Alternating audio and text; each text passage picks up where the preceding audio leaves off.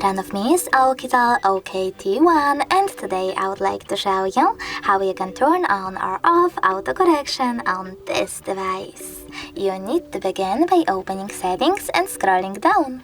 Now choose System, Languages and Input, so click on-screen keyboard and keyboard. Over here, tap on Text Correction section and scroll down just a bit. Lastly, click on this switcher next to autocorrection. As you can see, automatic text correction is now on, but you can always turn it off by choosing the same switcher.